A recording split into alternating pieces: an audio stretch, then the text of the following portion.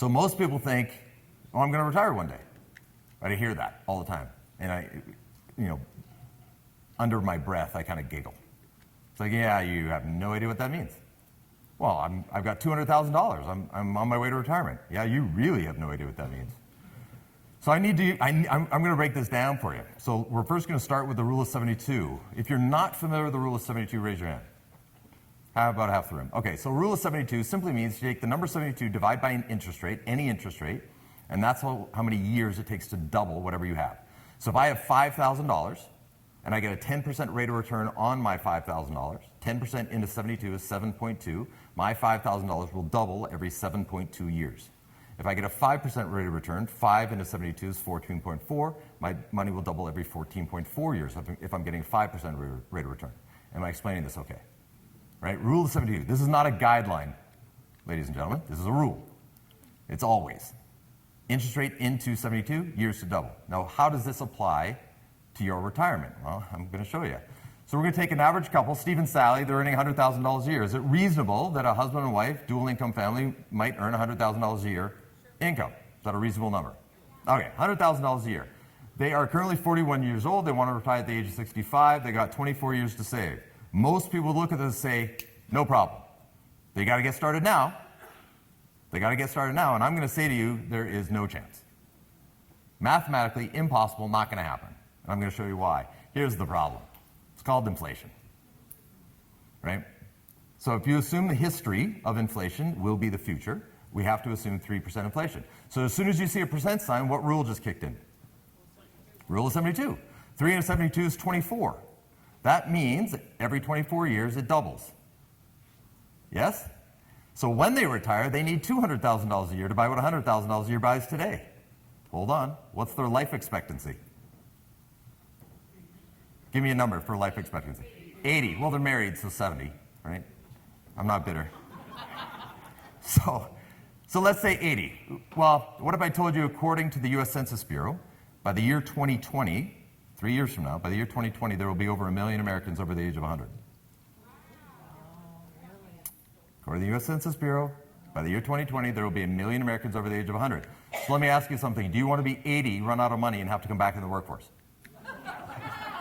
Would we agree that's bad timing? That's bad timing, right? So you can't budget for 80. You can't budget for 80. So here's the problem. So at 89, they need to be earning $400,000 a year to buy what $100,000 a year buys today, and the latter part of their life, they need $580,000 a year to buy what $100,000 a year buys today. So when somebody says to me, I have $200,000 and I'm on my way to retirement, what's my response? You have no idea. You have no clue. And so if you're going to be in sales and you're making $100,000 a year, it's because you don't understand your why. You have to latch into this and say $100,000 a year is not acceptable. $200,000 a year is not acceptable. $400,000 a year is not acceptable because I can't get there. So here's the real number. At 65, they need $400,000 a year. Why? Because they need $200 to spend, but the extra $200 goes back into the retirement account to grow gauged against inflation. So they got 24 years, and they need to generate some sort of passive income of $400,000 a year. Passive income, not active income, passive income. Right? So something else that you guys should be looking at is investing in real estate, becoming landlords, because rent goes up gauged against inflation. Right? If you're not looking at becoming landlords, look at the math. What happens if you don't? It's not what happens if you do become landlords, it's what happens if you don't become landlords. What happens if you don't invest in real estate? How will you get to retirement? Right? If you have $4 million cash paying you 10% per year, great. You got $4 million. That's if you're getting 10%. If you're only getting 5%, you better have $8 million cash to get you that. Right? And then you got to ask yourself, am I on target to get $8 million cash in 24 years? If the answer is no, because you're earning $150,000 a year, then guess what? Something better change. And you better start breaking through those ceilings of complexity and figuring it out and adopting and surrendering to your coaches and surrendering to people that are qualified. And that's what changed in my life, right? I took my ego and I hung it up. I checked it at the door. And I said, if you're earning an annual income with an extra zero, I'm just going to do what you tell me to do, period. I surrender. And it radically changed all of my activities. So you guys ready for the 5 reasons? So reason number one is lifestyle enhancements. So this is a big one for our CEO, Dan Milstein. He's a political refugee, moved to the United States as a teenager, didn't speak English, got off the plane with 17 cents in his pocket. His second book that he wrote was 17 Cents in a Dream. Walked off the plane in Detroit, Michigan, 17 cents in his pocket, didn't speak English. His first job was at McDonald's, mopping the floors. And he was so thrilled that he could get a job and get paid that he drew the golden arches on his bedroom wall. One day he's going to be an assistant manager at McDonald's. That was his dream. One day I will be an assistant manager. And he noticed across the street there was this office building where everybody walking in and out of the office building was dressed in suits. It was a fancy office building. So he walked in one day, the curiosity got a hold of him, walked in one day and asked, what happens to this building? Well, the company he walked into was TCF Bank. I said, well, we're a bank and it's an office building. He said, well, I'd like a job. What are your qualifications? Nothing. I mop floors across the street at McDonald's, but I will be the hardest working employee you've ever come across. And so they hired him as an assistant for an assistant. Basically, he was getting coffee, right? But he was so good at it, and he worked so hard at it, they made him an assistant. And he was so good at it, right, and worked so hard at it, they made him an assistant to a junior underwriter. And he was so good at it, and he worked so hard at it, they made him a junior underwriter. And he was so good at it, they made him an underwriter, and then a senior underwriter, and then an underwriting manager. He became the ABN AMRO National Underwriting Manager. Yeah. You think he went home at 5:30? No, he slept in the office. He still sleeps in the office to this day because he has a clear understanding that I came from a really bad place and I'm never going back. And anybody who thinks that I won't work harder than you, so one of my personal claim to fame for myself is I'm always going to be the hardest working person in any room I walk into. You may be smarter than me. You may be more talented than me. But I'm going to outwork you, and I'm going to outgrind you, and I'm going to take clients just because of my work ethic. And I will always be the hardest working person in any room I walk into, unless Dan Milstein's in the room. Then I'm number two. I have tried to outwork the guy. I can't do it. I'm at a dead sprint, and I feel like he's running circles around me. Right? But he's clear on his why. And one of his big ones is lifestyle enhancements. It's not about the fancy car and the fancy house. It's I'm never going back, and I'm going to outwork any human being to make sure that never happens. Because I know what happens if I don't work that hard, right? And so that drives his activities, right? So number two is emotional gratification. This is a big one for me. It's about getting a moment. So if you think of the words forget you, but replace the first word with a different F word, right? Forget you, replace the first word with a different F word. And that's usually, not always, but usually what that means. It means your grade 1 teacher told you weren't ever going to amount to anything. It's like, oh, let me show you, right? Your dad told you you're not good enough. Your mom didn't hug you enough. Something. There's some driver that's driving them, where I need to prove a point, and I'm driving towards a moment. It's not about the money, it's about a moment. So in my life, I get one of those moments this February. 30 years of driving my activities, and I get the moment in February. So what happens when you get the moment? I don't know. I'll let you know in February. I have no idea what's going to happen. I'm assuming the driver's going to collapse, and then what? I don't know. But it drives activities in a very large way for some people. Third one is to care for your parents. If you've ever seen a professional athlete sign their contract and they get to the podium and they say, how did you work so hard? What drove you to this point? I wanted to buy my mom a house. You ever heard that? I did all of this because I wanted to buy my mom a house. She's a single mom, raised 6 kids. She's superwoman, and I did this for her.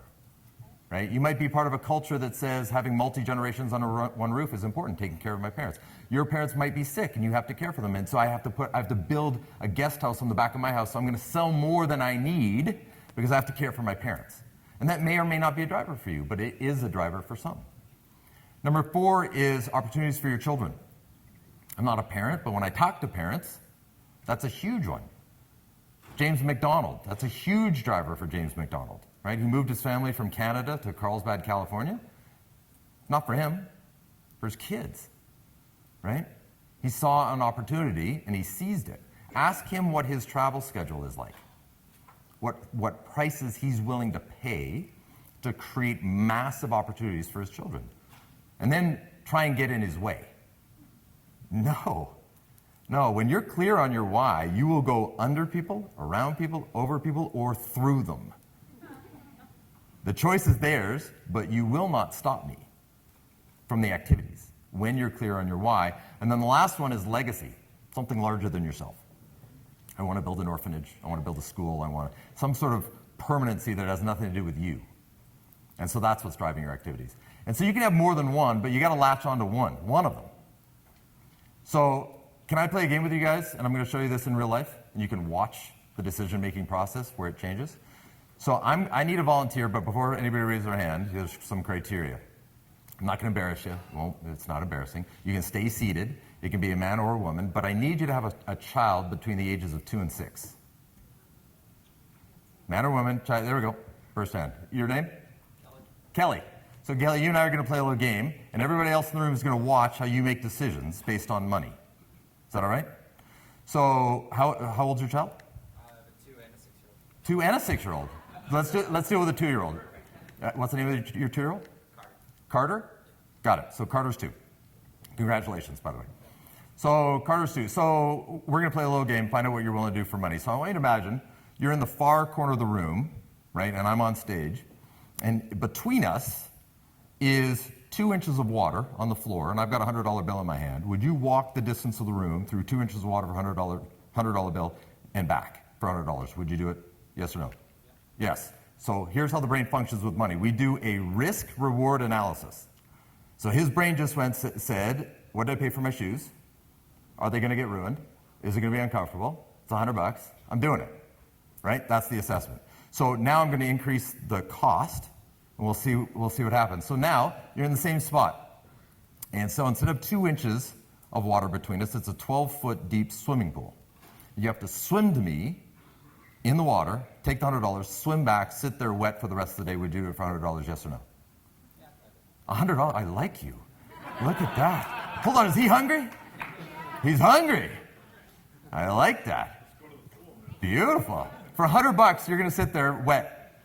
I love it. Okay. So I'm going to increase the cost. So now same 12-foot deep swimming pool, but I'm going to drop the temperature of the water to 34 degrees. So 34-degree water, if you go to the North Pole, dig a hole in the ice, the water underneath the ice is 34 degrees. Okay? You're going to swim to me in 34-degree water, swim back for $100, sit there cold the rest of the day for $100, yes or no? No. $1,000. $10,000. $100,000. Yeah. Watch. Right? What's he doing? Risk reward. For $100,000, I'm getting in the water. Right? Dude, I'm liking you. Okay, so now I'm going to increase the cost again. So instead of a 12-foot pool, it's now a 50-foot deep pool. I'm going to bring the water back up to room temperature, but inside the water, at the bottom where you can't see, are 3 sharks. They haven't eaten for a week, and you can't see them. Right? Hold on. I'll give you a visual image. Haven't eaten for a week. $100,000. Are you getting in the water to swim to me for $100,000 and swim back? $1 million. $10 million. $100 million. Is there any amount of money I can pay you to get in the water? Okay, so hold on. Your child's on this side of the pool just slipped and fell in the water. You getting in the water? Hold on. You're not going to Google what are my odds of survival? You're just going to get in the water. If I was in front of you, could I stop you from getting in the water? There it is. Do you understand the difference between doing action items for money and doing action items for your why? The moment you start doing action items for your why, no one will stop you. You can't be stopped. You will go under them, over them, around them, or through them. But you will achieve your goal. So you got to latch on to one or more of those whys.